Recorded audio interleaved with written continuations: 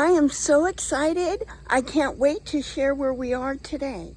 Hello, hello, hello, and welcome to Nana's Crochet Ideas. I am your host, Terry, and today we are at the Painted Sky Alpaca Farm and Mill. So let's take a look at what's here.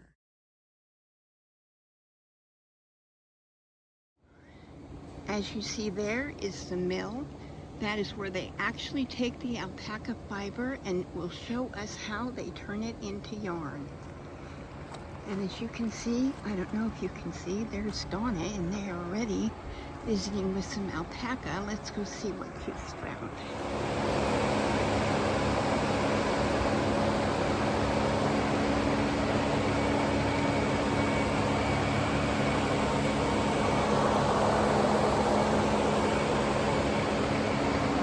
And there's Donna. Say hi, Donna. Hi. Visiting with some alpacas over here. Look at that pretty black one. Come on, baby. He was letting me. Now, at the last alpaca farm, they said that this one, it's the white and black, is supposed to be the most prized alpacas there are. And they're starting to dye the black yarn because it holds the color of the dyes better than the white. The white doesn't seem to hold it as long. Let's see if we can see this. Alpacas only have bottom teeth. They don't have any top teeth. It's okay. No, you don't want to be petted right now? When he starts to chew, or she, yeah, only bottom teeth. They don't have top teeth. Isn't that interesting?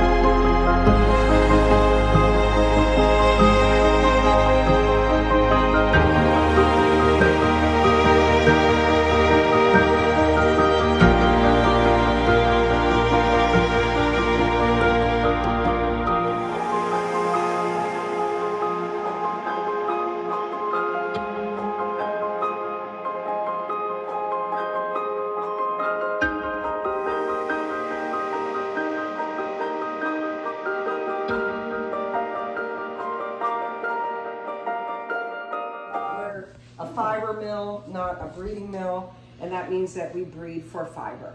Okay. All right, so just some basics here for you, right? And we've talked about it, alpacas versus llamas. Right.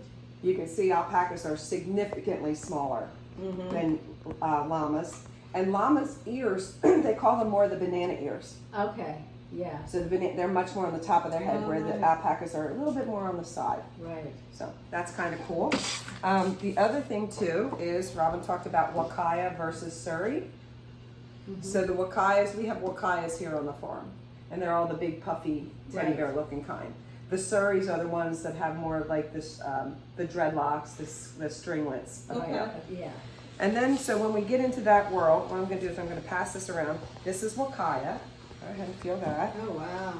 Just gonna put your head on it. Now this is Surrey, and feel the difference between Surrey and Wakaya. It's more silky. It is More like silky. hair. More Yeah. movement hair. Yep. Okay, now here you got your hand on the Surrey. Here's llama. Little coarser. It is coarser. Mm-hmm. Yeah. The other thing that I think is kind of really cool about the structure of the different types of fibers, and I know Robin And shared this this is with you, alpaca? that That's wool. That's wool. Oh, just plain wool. alpaca is hypoallergenic, antimicrobial, and oddly enough, fire retardant. Okay. Wow. The other thing that came out that we thought that was pretty cool was back when COVID broke out in March of 2020, Right. a lot of research had been done prior to using the white blood cells of alpaca for cancer research. Really? So they were starting to think about using that for like the plasma and stuff for the COVID vaccination. I thought that was Yeah.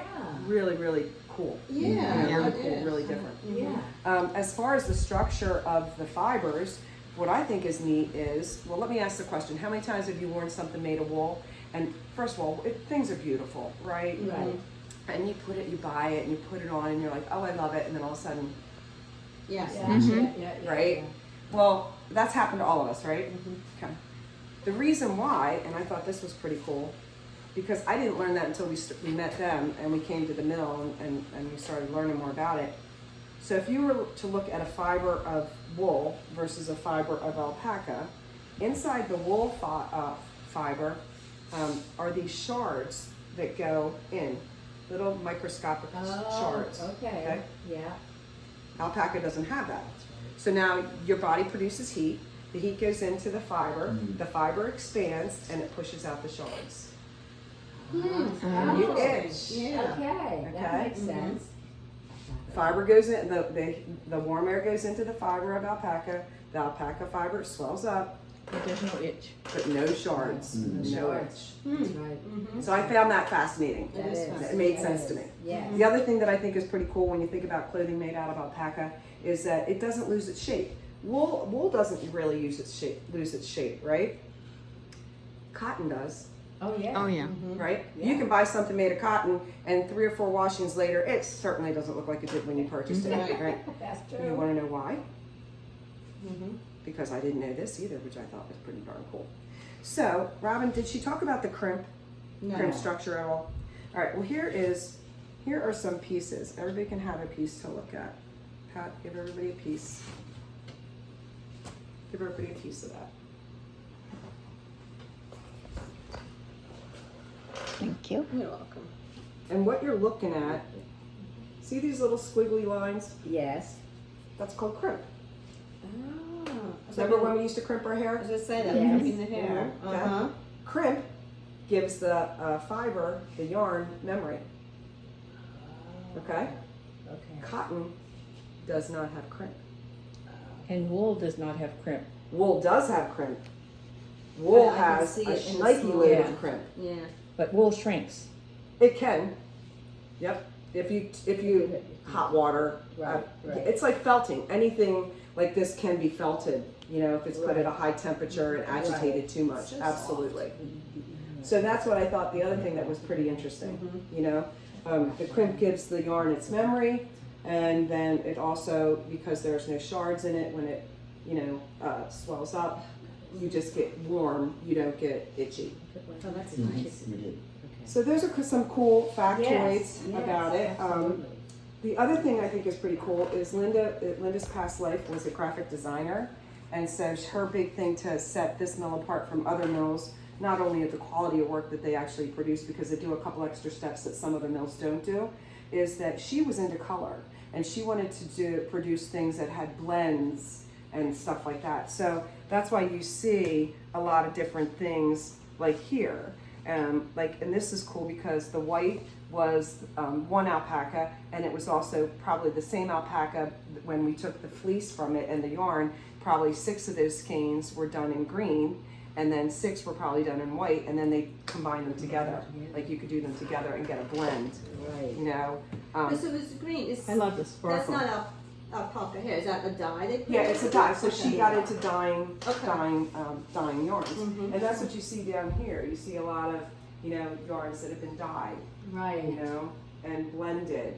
We have mother-son combinations, which I think is cool because, as she said, there's like moms and sons Right, and moms and right. daughters. So she'll do that kind of really cool, Oh, different that's stuff. neat. Yeah. The other thing I think is super cool here is that if it's from an alpaca here on our farm, it's got their name in their picture. Oh, that's nice. So this is cinnamon. Right. Okay. All right, okay. So you all met cinnamon out there. Yes, This is yes. cinnamon. Oh, So I think cool. that's super neat too. Right. Yeah. All right, so now the big thing is, why does alpaca cross like it does? Because when we first met them, I've been knitting over 35 years, and I was that person that went in and was like, oh, I love this color, I love that color. Ooh, this is pretty. Well, that's pretty, right? Never really thought about where it came from or how it was made. And then when we met them and they invited us here to do a tour, and we just kind of evolved into being part of the fabric here, we learned of what it took to make yarn. It is about a 13, 14 step process, Really? and it's very labor intensive. And that's what I'm going to explain to you right now. Okay. So the alpacas get sheared once a year, Right. right? All right, let's say we are going to process one of the fleeces. So when they get sheared, you have your prime, which is from the base of the neck to the top of the tail and wraps around. That's your prime, okay? And that's usually what yarn's gonna be made out of. Then you have your seconds and your thirds, your neck Okay. and your legs, all right? And we make dryer balls and felted soaps out of the seconds and thirds. And the other thing that's made out of seconds and thirds is this. So feel how lovely that is. This is rug yarn. Oh, So my. even though it's rug yarn and it's the seconds and thirds, Right. I wouldn't mind that being under my feet. No. Either. So I think that's cool too. So all of it is actually purposed. So very little is actually thrown away. Right. And I think that's awesome. All right, so the alpaca gets sheared and we are now getting ready to process the fleece. Again, it's about, it depends on how big the alpaca is, how big the fleece is, depending on how long it's gonna take to do the whole thing. And this is what, the fleece is laid out. And some person stands there and picks all the veggie matter, the hay, any poop that's stuck in there, Oh my any of the burrs, anything that's in there, you Right. stand here and you pick it out, the big stuff. Right. And depending on the size and how dirty it is, Right. it's gonna take you so much time. So from there, it goes into a machine, I call it like a giant bingo ball machine. It goes in there and it gets spun around and any more loose dirt will come flying out. Okay. Okay? Okay, so that's step 2. Step 3 is it goes into the washing machine. Okay. Yep, now it goes in the washing machine. And we're not like this kind of washer because it'll be agitated Right. and it'll felt. So we're this kind. Whoosh, whoosh. Okay, so the water comes in and goes out. Okay, so it's softer, right? Okay. Right. So what step is that? 3? Great. 3. All right, so now it's going to go in the drying room, another humidity controlled room, laid out and dry. And again, depending on how big it is, how much time it's going to take to dry. Okay, so what was that? Step 4. Somebody keep it track. of this. 4. Okay. So now if you're going to dye it, okay, now it would go and get dyed. So that's an alternative, like that's an extra bonus, right? So that would be step. Is that 5? Okay, so just keep that extra one out there. Because if it's not going to get dyed, the next step it goes to a machine. And now this sounds very counterproductive, but you have to open up the fiber and realign the fiber. You open it up and realign it. So the first part is on the picker. That's the machine that's against the wall over there by the window. Okay. Someone stands there and takes it out of the tub and puts it on the conveyor belt. And as it goes through the picker's got like 3 big rollers with steel fingers Right. that actually, you know, they're going like this and it's coming in and it's opening up. It's just opening up the fiber, picking it open, okay? After that, it goes onto a machine called the separator. The separator is that long one right there. Okay. And someone stands there and actually places it on the separator. And the separator is separating the coarser fibers from the finer ones. So the finer ones are going to go through first, and then the coarser ones, they'll drop, and then you go back and you do a second pass, because we're not going to waste anything that we don't want to waste. Right. We go back and we collect, and we do a second pass. Okay, so now you're getting the finest of the fine coming through. Right. So from there, how many steps was that? I think it was That was 7. 6 and 7. Mhm. Okay. So from there, now the carder. Now That's that, right. so this machine here is our carder. Okay. And back in the westerns, like you'd see the women taking those boards and doing this to, Yeah. and they're aligning the fibers. And that's what this machine does. It aligns the fibers. It also does any of the blending that's going to be done. On the other end, it's going to come out as a roving or as rug yarn. So I'm trying to see. This is a roving. This would be, it's a nasty looking roving, but these are rovings. Yeah. It's just a tube. It's just a tube of yarn. Thick and thin, different. Yep. Depending on, all right, so now here's where it really comes into play. Alpaca is, Yes. alpaca is processed one fleece at a time. And it's done that way because all the characteristics of every alpaca is very individualistic. Not every single one has the same crimp structure, nor Right. the same softness, Right. nor the same staple length. So all of those characteristics go into the decisions on the machinery, like what the machinery needs to be set at. Okay. The tensions and stuff like that. The other thing that factors in is what the customer wants. Are they wanting a 2-ply, a 3-ply? Do, Oh, you know, do they want a DK? You know, that a fingering weight. So all those things come into play when you're actually looking at the settings on the machinery. Right. All right.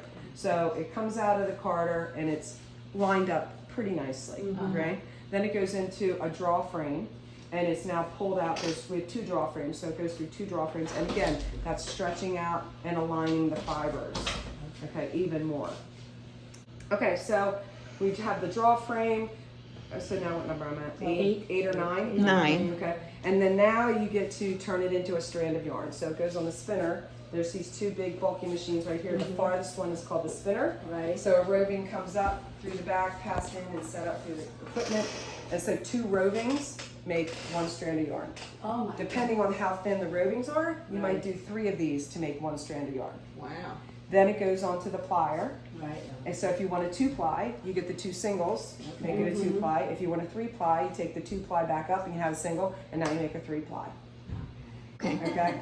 So now we have our yarn, but we have to set the twist. So it goes, it gets put onto a spindle. It's actually on a spindle. I don't have a spindle out here, but it's put on a spindle. And there's, if you look through the doorway too, you can see in the back right corner these tubes. They're the steamer tubes, yeah. So the spindle is put Oh, I back see. there, I see. and the fiber, the yarn is threaded through one of those tubes. You're doing 2 at a time, both tubes.